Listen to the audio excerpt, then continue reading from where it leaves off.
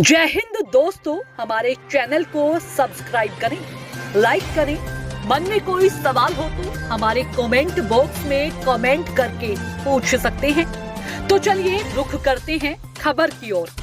आज फर्रुखाबाद 15 दिसंबर को नियमित टीकाकरण और मिजल्स रूबेला को लेकर शहर के एक होटल में स्वास्थ्य विभाग ने विश्व स्वास्थ्य संगठन के साथ मिलकर एक कार्यशाला का आयोजन किया, जिसमें नियमित टीकाकरण को किस तरह से अच्छा किया जाए जिससे सभी बच्चों को समय अनुसार टीके लग जाएं। इस दौरान मुख्य चिकित्सा अधिकारी डॉक्टर अवनींद्र कुमार ने बताया कि हमें अपने बच्चों को 12 जानलेवा बीमारियों से सुरक्षित रखने के लिए टीकाकरण के महत्व को समझना होगा। आपके घर के आसपास लगने वाले टीकाकरण बूथ पर अपने बच्चों को लगने वाले टीके अवश्य लगवाएं।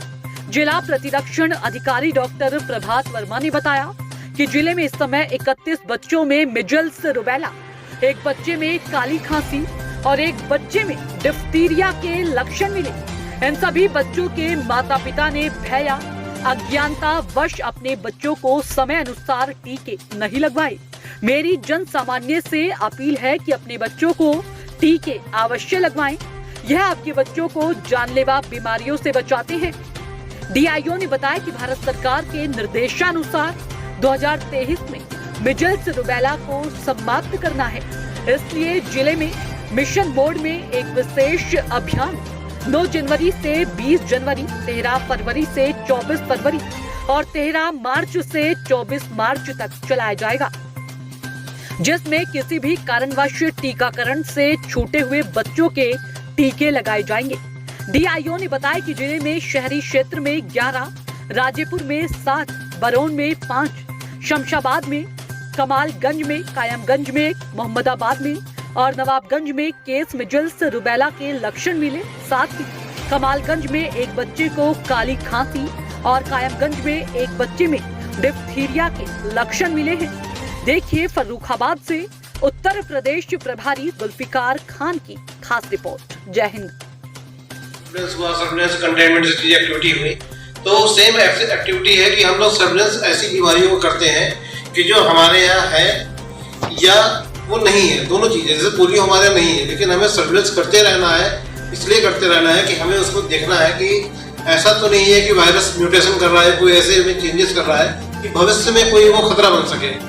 अब जैसे ये लगातार स्टडी होती रही, तो हम आपको एक अपडेट और दे दें कि स्टडी होते हुए पाया गया कि हमारे पड़ोसी देशों में पोलियो के केसेस निकल रहे हैं, बढ़ रहे हैं। साथ में जो पोलियो का वायरस है तो इसकी इम्यूनिटी भी थोड़ी बहुत कम हो रही है। तो इसको देखते हुए भारत सरकार ने एक निर्णय और लिया है 1 जनवरी से। जो हम पोलियो अभी तक वैक्सीनेशन में पोलियो का एक तो बर्थ का टाइम देते थे, फिर हम उसको जो है फर्स्ट, सेकंड, थर्ड बूस्टर देते थे, साथ में उसको इंजेक्टेबल देते थे। इंजेक्टेबल आईपीवी जो एफआईपीवी बोलते हैं, ये हम देते थे। ये इसको हम 1.5 महीने देते थे, 3.5 महीने देते थे।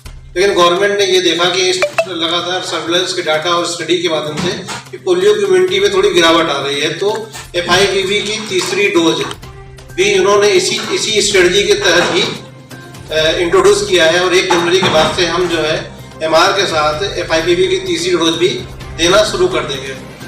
तो सर्विलेंस का महत्व आपको एक आइडिया लग गया। अगर हम लोगों का सर्विलेंस सिस्टम मजबूत ना होता तो कोविड जो है नियंत्रण में ना होता। हम लोगों ने सर्विलेंस के जरिए ही पोलियो में काबू पाया है और इसी को स्ट्रेंथन करते हुए हम लोग का फोकस है कि 2023 के दिसंबर तक हम लोग एमआर पे भी काबू पा गए। 2023 का टारगेट है, इसीलिए हेडकाउंट सर्वे एग्रेसिवली हो रहा है। इसीलिए ई कवच का कॉन्सेप्ट डाला गया है कि ई कवच, जैसे कि अभी तक क्या था कि हम लोग आरआई में जाते थे तो वहाँ पे क्या था कि एनएमएनजी के पास टेली वो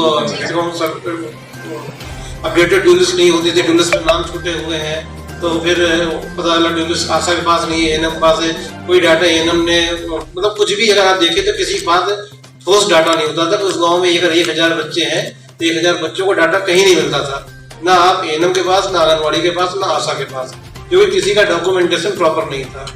इसी को बेस रखते हुए ई कवच पोर्टल बनाया गया है। ई कवच पोर्टल में जितने भी आपके परिवार हैं उस क्षेत्र के, सारे परिवार दर्ज हो जाएंगे एक बार। सारे परिवार दर्ज जाएंगे, सारे बच्चे दर्ज जाएंगे। ये सारा एक्टिविटी हमें करनी है 17 दिसंबर तक। हो सकता है टाइम थोड़ा सा 2-4 दिन आपको और मिल जाए। 17 दिसंबर तक करनी थी ई-कवच पे, इसकी मॉनिटरिंग होगी।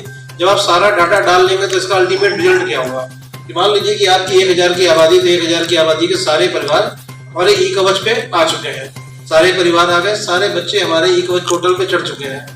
अब क्या है कि आपने ई-कवच पोर्टल पे उनके डेटा